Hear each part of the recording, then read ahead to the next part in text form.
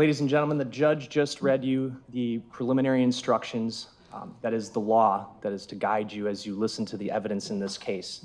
And what I'm going to ask you to do now and ask you to do at the end of trial is two things. And they're two things that the judge just mentioned during those instructions. Use your common sense and search for the truth. That is your job.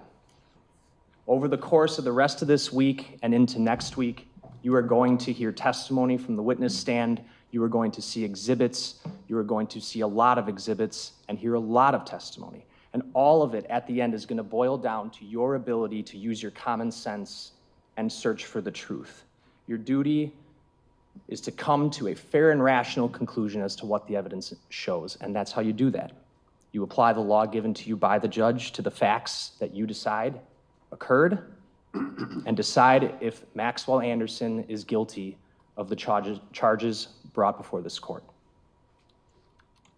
Maxwell Anderson is charged with 4 crimes that have just been defined to you, related to the disappearance and murder of 19-year-old Sade Robinson that occurred on the night of April 1st, 2024 into April 2nd, 2024. Sade Robinson was a 19-year-old young woman. She had an apartment on the Lower East Side, 1858 North Commerce. She was in school, she worked a job, she worked at Pizza Shuttle on the Lower East Side. She was everything that you would expect a 19-year-old girl to be. That day, April 1st, 2024, Sade Robinson went to work at Pizza Shuttle, like any other day, and she made plans to meet up with the defendant, Maxwell Anderson, that evening after work. And she wouldn't know it at the time that she left her apartment that morning, but she would never return. Sade and Maxwell Anderson met up for dinner and drinks at the Twisted Fisherman restaurant in Milwaukee. They then went to Duke's Bar on Water Street, and then they went back to Maxwell Anderson's house on the south side of Milwaukee around 9:20 in the evening on April 1st. After leaving Duke's and going to the defendant's house, Sade would never be seen alive again. That night, she was murdered by Maxwell Anderson. Her body was dismembered by Maxwell Anderson in a vicious and gruesome manner. And then Maxwell Anderson attempted to make her disappear from this world by discarding her body into body parts into Lake Michigan, and then taking her car and burning it behind an abandoned building near 30th and Lisbon. The evidence in this case is going to prove beyond a reasonable doubt that Maxwell Anderson intentionally killed Sade Robinson and then sought to have her disappear from this world. He cut up her body, tried to get rid of her body parts, and tried to cover it up in any way that he could. For doing this, he has been charged with 4 crimes: first-degree intentional homicide, mutilation of a corpse, arson of property for burning the car, and hiding a corpse. The evidence in this case, the testimony you're going to hear, is going to be voluminous. The judge just told you you're going to be allowed to take notes throughout the course of this trial. I would strongly encourage that you do that. The reason for that is so that when you're back there deliberating at the end of this trial, you're able to look back and understand the significance of things that you heard and remember it, because there will be a lot. So I would encourage you to do so. But at the end of this trial, the evidence will establish that Maxwell Anderson is the one who killed and dismembered Sade Robinson, and it'll prove him guilty of those 4 crimes. This is my opportunity to summarize the evidence so that you have sort of a roadmap as the trial progresses, and so you understand the context of what you're hearing about when you hear about it. You are first going to hear about April 2nd, 2024. Around 5:20 in the evening, the Milwaukee County Sheriff's Office and the Cudahy Police Department were dispatched to the shores of Lake Michigan near Warnemont Park. It was a particularly rainy day. The weather was pretty nasty that day, and two young men were walking the shores of Warnemont Park, and they found a human leg, and they called 911. That leg that they found would later be confirmed through DNA testing to be the leg of Sade Robinson. The leg was found down a large bluff at the park on the coastline of Lake Michigan. It's a very secluded location. You are going to see ample amount of photographs of that location. And investigators searched that area north and south of there significantly, thoroughly, but found no other human remains at the park. Now, this park and this location is near the Cudahy Water Department. Investigators also discovered that on April 2nd, April 1st into April 2nd, a vehicle had been used to ram the Service Gate Road near the Cudahy Water Department pump house. This is right next to, about 100 yards away from where the leg was found on the coastline. The Cudahy Water Department personnel reported this actually the morning of April 2nd, prior to the leg being found. Notably, where this gate was smashed, this gate takes you essentially down a service road that goes right down to the shoreline where this Cudahy Water Department pump house was located. And recovered right where this gate was smashed were pieces of a dark blue Honda Civic, 2020 Honda Civic. Sade Robinson had a dark blue 2020 Honda Civic. The pieces of that Honda Civic were recovered from that location. They were ultimately determined by an analyst from the State Crime Lab that they were not just from any Honda Civic, they were broken off of Sade Robinson's Honda Civic. Video was recovered from the Cudahy Water Department and the surrounding area. And the video showed that near the location of this gate, a dark blue vehicle, Sade Robinson's Honda Civic, entering the park and entering that service road where that gate is at 2:53 a.m. on April 2nd. The vehicle remains down that service road, and there's only one way in and one way out, down that service road for about an hour and a half, and departs that very same service road at 4:32 a.m. on April 2nd. Additionally, on April 2nd, just hours after that car departs the park, at 7:30 a.m., Sade Robinson's Honda Civic was intentionally set on fire behind an abandoned building near 30th and Lisbon. Later that day, April 2nd, 2024, Sade Robinson was reported missing to the Milwaukee Police Department. Friends and family, friends who knew she hadn't shown up for her work shift on April 2nd at Pizza Shuttle, hadn't heard from her, reported her missing. Police followed up. They checked her apartment at 1858 North Commerce Street. She wasn't there. No real signs of what happened. Police would then follow up on the missing persons report, speak to several family members and friends, and discover that she had gone on a date the evening of April 1st, after her work shift. They also learned what her phone number was, and they learned from her family and friends that she had an app called Life 360. Life 360 and the phone number, with that information, police obtained phone records from Verizon Wireless, the wireless company that serviced Sade's phone. And those phone records from Verizon Wireless and the records from Life 360 provided very crucial information about Sade Robinson's activities on the evening of April 1st and her whereabouts.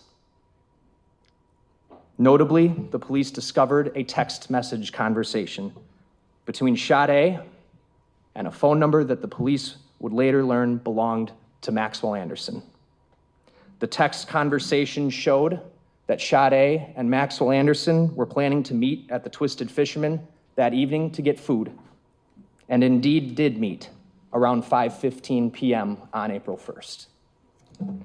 Additionally, the records from Verizon Wireless, as I indicated, provided location information for her phone that not only confirmed her trip to Twisted Fisherman, but would provide further location information all the way up until about 4:40 a.m. on April 2nd. Police would follow up at Twisted Fisherman, and then through her phone records, also learning that she had gone to Duke's on Water Street, and they got video from those two locations that confirmed that Sade Robinson and Maxwell Anderson met up that evening, first having dinner and drinks at the Twisted Fisherman, and then they went to Duke's on Water Street to hang out and have more drinks. Through all of that information, the phone data, the videos, investigators confirmed they were at Twisted Fisherman from 5:15 p.m. until 6:24 p.m. And then they went to Duke's on Water Street from 6:30 p.m. to about 9:04 p.m. Videos also confirmed that that evening, Sade Robinson was driving her 2020 Honda Civic, the same vehicle that was used to smash the gate at the Cudahy Water Department pump house. Now, this would be time for me to mention it's a common vehicle, Honda Civic. Everyone's heard of one, but it does have distinct features. Honda Civics have sort of distinct features that are going to be worth noting when we go through the evidence in this case. Hers was dark blue, it had a sunroof, and particularly 2020 Honda Civics have these unique sort of C-shaped lights in the rear, and you're going to see those, all features that are noticeable on video, which will become important. At 9:04 p.m., Sade Robinson and Maxwell Anderson left Duke's together, and they left Duke's and got into Sade Robinson's Honda Civic. Sade was driving, Maxwell Anderson was riding passenger, just the two of them. The phone location information from both Sade's phone and Maxwell Anderson's phones, as well as other surveillance videos that you'll see from downtown and the area near Maxwell Anderson's residence on the south side of Milwaukee, confirmed that they drove from Duke's on Water to Anderson's residence. They arrived at his residence around 9:24 p.m., and you will see video of Sade's car arriving at his residence, driving right by the front of his house, and then into the alley. At the exact time, her phone location information is showing her phone arriving at his residence. Sade's phone remains at Maxwell Anderson's home up until about 12:45 a.m. on April 2nd. There's a video from across the street from Maxwell Anderson's home that shows silhouettes and movement in Maxwell Anderson's residence for the intervening about 3 hours. The time she gets there, the time her phone shows that they got there, up until about 12:45 a.m. Consistent with Maxwell Anderson and Sade being there. That video from across the street, beginning about 11:24 p.m., all the way up until about 12:45 a.m. on the 2nd, shows some movement beginning in the side yard near where the back door is, where he would come out and go in. That stops around 12:45 a.m. And any human movement that you can see in the upper window stops at 12:45 a.m. Also occurring right after 12:45 a.m., Sade Robinson's phone location information begins to show her phone moving away from Maxwell Anderson's residence, where it's been stationary since her car arrived there around 9:24 p.m. Now, this is a very crucial time in the timeline. And this is where the phone location information that investigators got from Verizon Wireless and Life 360 becomes extremely important. What occurs beginning just after 12:45 a.m. is that the victim's phone moves away from Maxwell Anderson's residence and begins to travel to various locations throughout Milwaukee County for the next few hours. And investigators were able to follow essentially a trail of videos where the victim's phone was showing her phone was at various times. From 12:45 a.m.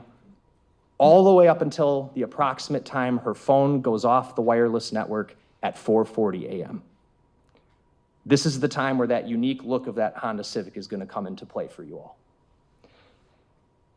You will see investigators followed where Sade's phone appeared to travel to and recovered videos around the county confirming that her car was traveling in those exact areas at those exact same times. So when the phone starts moving away from her residence just after 12:45 a.m., the records show her car driving northbound near 35th Street. Videos pick her car up driving in that exact direction. The phone then ends up downtown around 1 a.m. A camera downtown that actually is a license plate reader camera captures her plate downtown just after 1 a.m. The phone then travels up into the River West neighborhood where it remains until about 2 a.m. where cameras capture it again. It then leaves River West and heads westbound down Capitol Drive just after 2 a.m. where cameras catch it again. It then doubles back eastbound on Capitol Drive where cameras catch it again.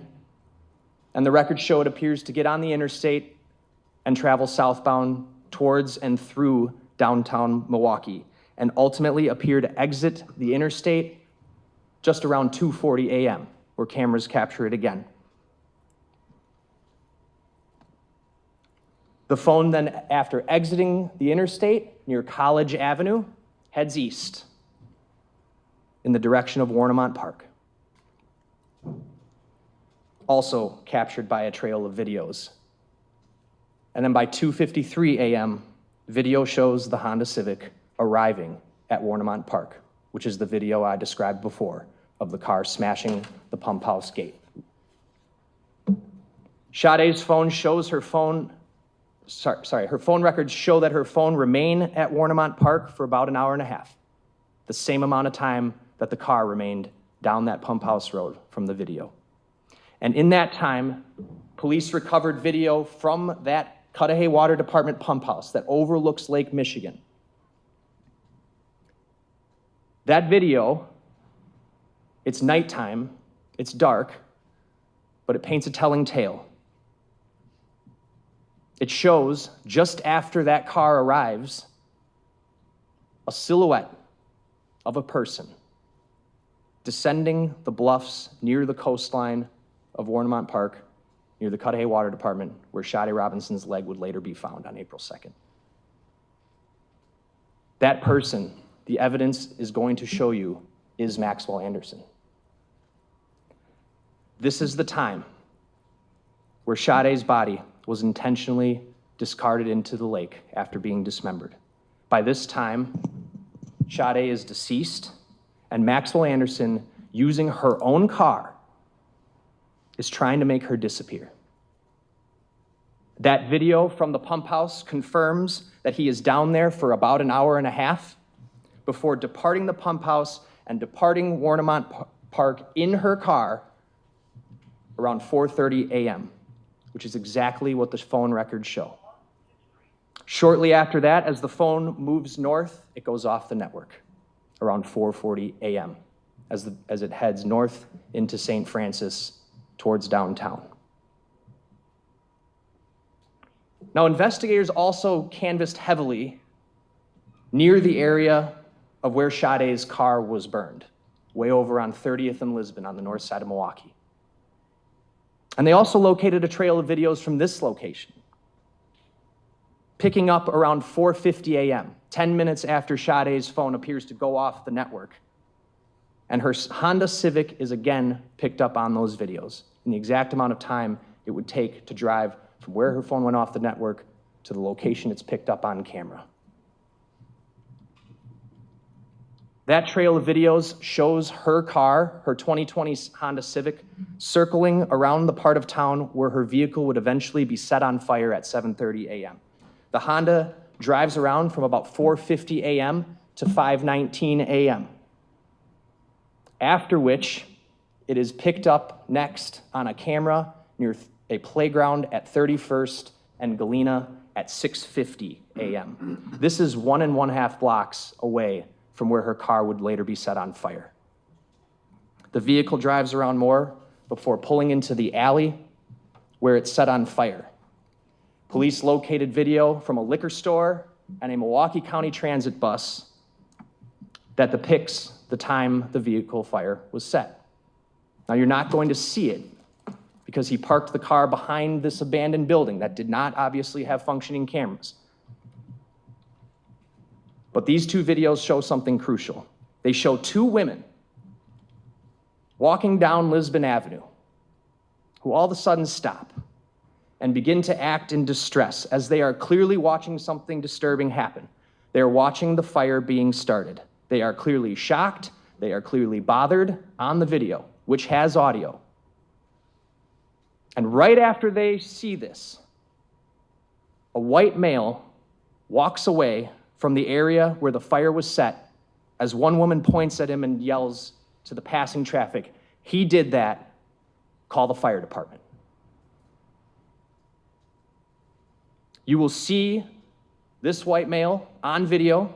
You will see the distinct clothing he's wearing as he's walking away from Sade's burning vehicle. He's got a dark gray hooded top. He's got dark pants, shoes with white soles, and he's wearing a large camouflaged backpack that appears to be very full. Police are able to follow an additional trail of videos of this person, the person walking away from her burning car. That trail of videos will show you that the person who lit Sade's car on fire at 7:30 a.m. boarded a Milwaukee County Transit bus on 35th and Lisbon at 8:12 a.m. And when that person gets on the bus, you will see their face clear as day on the bus camera video. It is him. It is Maxwell Anderson.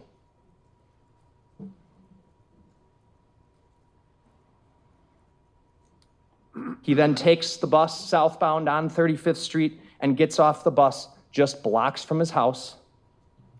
You will see that same vehicle, or that same video from across the street from his house that I mentioned before, showing him walking in his back door at 4:30 a.m., or excuse me, 8:43 a.m., right after he gets off the bus. These videos will prove that Maxwell Anderson lit Sade's car on fire, that no one else was with him. He did it behind an abandoned building in a part of town far from his home. Now, you're also going to hear that when police saturated the area, as well as family and friends who were not giving up on trying to figure out what happened to Sade, saturated the area where the car was burned, looking for any clues as to what happened to her. During these searches, family, friends, and police found Sade Robinson's other leg and other foot scattered and severed into pieces near that playground at 31st and Galena, just a block and a half away from where her car was set on fire. You will then hear that on April 18th, Sade's torso was discovered, having washed ashore on Lake Michigan in South Milwaukee. Sade's head had been intentionally cut off of her torso. Both of her legs intentionally severed from her torso. Her right arm intentionally severed from her torso. Her right breast intentionally cut off her torso. The torso was seriously decomposed, but identifying features confirmed it to be Sade. On May 11th, 2024, Sade's right arm was discovered having washed ashore on the shores of Waukegan, Illinois, severely decomposed. You will unfortunately see images of these body parts which make it clear that Maxwell Anderson intentionally decapitated Sade Robinson, intentionally cut off both of her legs, cut off her left arm, intentionally cut off her right breast, which has never been found, and intentionally cut off her head to date, which is still missing and has never been recovered. While horribly gruesome, this will show you the intent behind what happened to Sade and the intent behind making sure she was disposed of from this world. By April 4th, Maxwell Anderson was arrested by the Milwaukee County Sheriff's Office, and you are going to hear that his cell phone was recovered from him, confirmed to be the same phone that Sade was texting on April 1st, the last text conversation Sade would ever have. Police searched Maxwell Anderson's phone. They searched his residence, trying in any way to learn more information about what happened to Sade. And while police did not locate any kind of gory scene in the residence, they located telling information in his residence and in his phone, including photos of Sade where she is laying on Maxwell Anderson's couch, face down, with his hand grabbing her right breast. And another photo of Sade's pants and her underwear being pulled off her body. The same pants and underwear that you're going to see that she was wearing on video when she went out with him that night on April 1st. And police actually find those pants and underwear in the trunk of her car after it had been burned. You will also hear from police who searched the area around Maxwell Anderson's residence and who recovered the dark gray sweatshirt that Maxwell Anderson was wearing during the time he lit Sade's vehicle on fire. You will see it's clearly visible on the bus video of him getting on the bus where his face is visible. And you're going to hear that hoodie had Maxwell Anderson's DNA on it and Sade's DNA on it. Additionally, you are going to hear from the medical examiner who examined the body parts that were recovered and was able to conclude that Sade's body was intentionally cut into pieces after her death. The medical examiner will describe the wounds to the body and what she noticed that showed the intentional severing of limbs, including the intentional severing of Sade's head. You are also going to hear and see evidence that the shores of Warnemont Park, where Sade Robinson's leg was found, were not unfamiliar to Maxwell Anderson. It was a place he knew well. It was a place he had taken a prior girlfriend to before, and that he called his secret beach. That's the location where Sade Robinson was discarded into Lake Michigan. It was a place he was familiar with and had taken a prior girlfriend to before. In total, what the evidence in this case is going to show is that Maxwell Anderson murdered Sade Robinson the night of April 1st into April 2nd. He then brutally and callously cut her apart, disposed of her body parts, and burned her car. Maxwell Anderson was the last person to text with Sade Robinson. He was the last person to be in public with Sade Robinson. He was the last person to have Sade Robinson's car. He was the last person to be with Sade Robinson. And the evidence will show that he is responsible for Sade's death. You will see, the evidence will show that what happened to Sade Robinson that night was not an accident. One does not end up going out to dinner and then going out for drinks on Water Street for a good time to being dead and cut up into pieces and discarded into Lake Michigan unless someone intends for that to happen. That's what the evidence will show happened to Sade Robinson. And the evidence will show Maxwell Anderson is responsible. At the end of this trial, I'm going to come back before you and again ask you to do what I asked you to do from the beginning, to use your common sense and search for the truth. And if you do those two things, you will find the defendant guilty.